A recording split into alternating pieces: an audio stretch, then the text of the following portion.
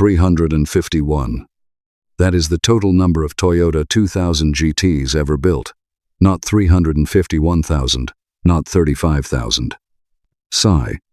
351 cars, hand-assembled at the Yamaha factory in Iwata, Shizuoka, at a rate of sometimes fewer than 10 a month, between May 1967 and August 1970.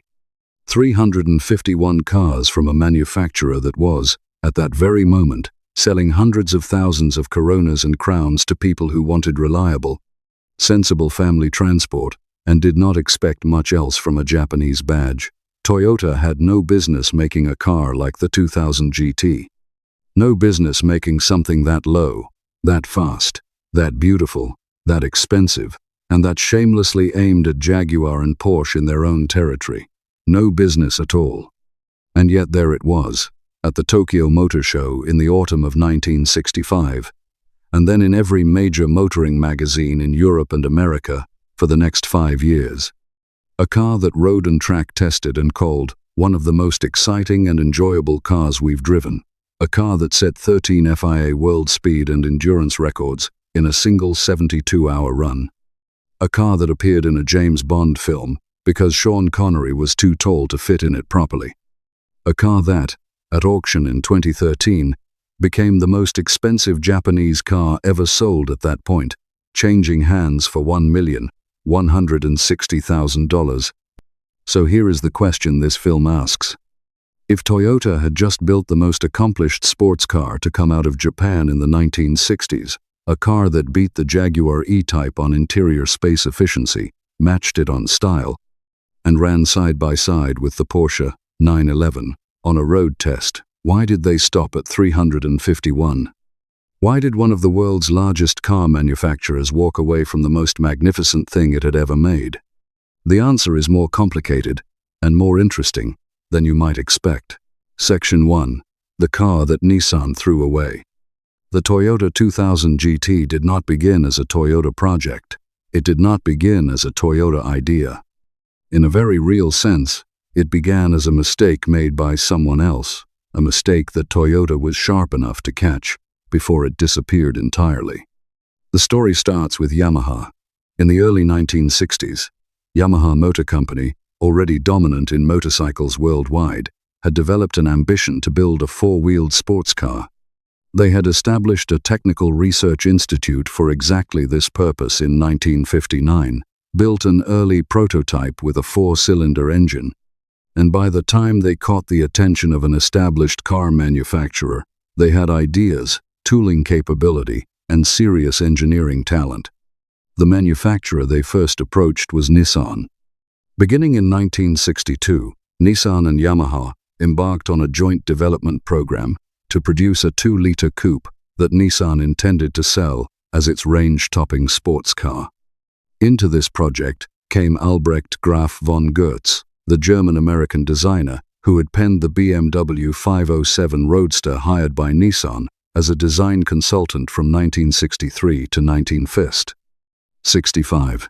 The A550X prototype that emerged from this collaboration was, by all accounts, a genuinely striking vehicle, low, with pop-up headlights, a fastback roofline, and a 2-liter twin-cam engine producing 120 horsepower. And then Nissan decided they did not want it. Relations between Nissan and Yamaha deteriorated. Nissan pivoted their attention toward the Silvia coupe instead, which used some of the styling work from the Goertz collaboration and went on sale in 1965. The A550X, the sports car that Yamaha had spent years developing, sat in a factory in Iwata with no manufacturer behind it. Toyota heard about it almost immediately. Their racing manager, Jiro Kawano, had been working on Project 280A, Toyota's own internal concept for a 2-liter Grand Tourer, and it had not progressed much beyond sketches and a specification sheet. When word reached Toyota that Yamaha had a finished prototype and no customer, Kawano moved quickly. By the 28th of December 1964, a formal joint development contract had been signed between Toyota and Yamaha. The brief that Toyota's team gave themselves was recorded and has been quoted by historians ever since. It was simple, and entirely without modesty, do whatever is necessary to not only produce the Toyota 2000 GT, but make it one of the, or perhaps even the greatest cars in the world. Toyota's designer Satoru Nozaki, a man who had studied in California and who understood instinctively what a sports car needed to look like to be taken seriously internationally, was given the exterior. He kept the fundamental proportions of the A550X, the long bonnet, the low fastback body, the pop-up headlamps. But the detail surfaces, the curves, the quality of the line, those were his. The finished car was, in the words of Haggerty, like Japanese calligraphy, translated into sheet steel. Just 45 inches tall, shorter in length than the Jaguar E-Type by almost a foot. And in the opinion of every European and American journalist who drove one in 1966 and 1967, absolutely, genuinely beautiful. The first complete prototype was ready in August 1965, just 11 months after the contract had been signed. It was shown to the public at the 12th Tokyo Motor Show that autumn, and the reaction was, in a word, stunned. Nobody had seen a Japanese car that looked like this. Nobody had expected to. Section 2. What the money actually bought. When production began in May 1967, the Toyota 2000 GT entered a market that had a clear hierarchy. At the top sat the Ferrari, the Aston Martin, and the Lamborghini. Below them, the Jaguar E-Type and the Porsche 911 competed for the serious driver who wanted something genuinely capable without paying exotic prices. And below that sat the Alfa Romeo, the MGB, and the various other European sports cars that offered character and handling but acknowledged their limits. The 2000 GT entered at the Jaguar and Porsche level. In the United States, a 1968 example listed for approximately $7,150 against $5,539 for the Jaguar E-Type and $6,790 for the Porsche 911S. The Ferrari 365 GTB 4 cost $19,700. The 2000 GT was not the most expensive car in the room, but it was playing unmistakably in the premium tier. What it offered for that money was, by the standards of any manufacturer, exceptional. The engine was a 2-liter, twin-overhead camshaft, inline six-cylinder unit derived from the single-cam motor used in the Toyota Crown Saloon, but so comprehensively reworked by Yamaha that calling it related to the Crown unit is almost misleading. Yamaha fitted an entirely new aluminium alloy cylinder head with hemispherical combustion chambers and twin camshafts, added 3 twin-barrel Mikuni Solex carburetors, and set the compression ratio at 10.5 to 1. The result was 150 brake horsepower at 6,600 revolutions per minute. For a 2-liter engine in 1967, in a car weighing 2,470 pounds, that was a serious figure. The chassis was an X-shaped backbone frame, carrying double wishbone suspension on all 4 corners, an arrangement that contemporary Lotus models such as the Elan used, and that was significantly more sophisticated than the front wishbone and rear live axle of the Promise E-Type that the 2000 GT was so frequently compared to. Disc brakes on all 4 wheels and a limited slip differential were both standard. According to Japanese automotive historians, this was the first time either feature had appeared as standard equipment on a Japanese production car. The magnesium alloy wheels, not aluminium, but magnesium, the lighter material used on competition cars of the period, had also never been seen on a Japanese production car before. Rack and pinion steering completed a mechanical specification that would have been entirely at home in a contemporary British or Italian sports car at half again the price. The interior was where Yamaha's other expertise made itself known in the most unexpected way. Yamaha, as every musician in this audience will understand, is also one of the world's great manufacturers of pianos and musical instruments. The company's experience working with fine-grained rosewood and walnut for piano casings translated directly into the 2000 GT's dashboard and center console, which were finished in exactly those materials, sourced from Yamaha's instrument division. A wood-rimmed steering wheel, full instrumentation, a stopwatch, set into the dashboard as standard, an auto-seeking radio tuner. These were the details of a car, built without compromise and, as would become clear, without adequate regard for what they cost to produce. Road and Track tested the car in 1967 and delivered a verdict that no Japanese manufacturer had previously received from a major American publication. When it comes to ride and handling, nobody in his right mind could need or want more in a road vehicle than the 2000 GT has to offer. They went on to describe it as a worthy competitor for the Porsche 911, a car that, at that point, had been defining the benchmark for drivers' cars for 3 years. That was not faint praise. That was the motoring establishment acknowledging that something had changed. Section 3 records, Bond, Shelby, and the question that would not go away. Before a single 2000 GT had been delivered to a paying customer, Toyota took 2 of them to the Yamaha high-speed test track in October 1966 and submitted them to an FIA-supervised endurance and speed trial. Over 72 hours, through monsoon conditions, the cars maintained an average speed of 128.67 miles per hour around the banked circuit. In the process, they broke 13 international speed and endurance records. The cars were not standard production specification. They had been prepared for the record attempt, but they were not built to full competition tune either. The records stood as early confirmation that the road car's fundamental design was sound enough to sustain extreme speeds for extraordinary durations. They also served notice, to anyone paying attention in Europe, that the Japanese were not making economy cars and hoping nobody would notice. The racing program in Japan produced wins at the inaugural Suzuka 1,000 kilometers in 1966, and the Fuji 24 hours, and the Fuji 1,000 kilometers in 1967. The 2000 GT won the first race it contested on Japanese soil, and it continued winning. For a car that Toyota had originally conceived as a road-going Grand Tourer, the competition record was remarkable. Then came Hollywood. In 1967, the James Bond film, You Only Live Twice, was shot largely in Japan. The 2000 GT was chosen as the Bond car. There was one immediate problem. Sean Connery was 6 feet and 2 inches tall. The 2000 GT's roofline was 45 inches from the ground. Connery's head, in a test sit, protruded above the windscreen. The production team needed a convertible.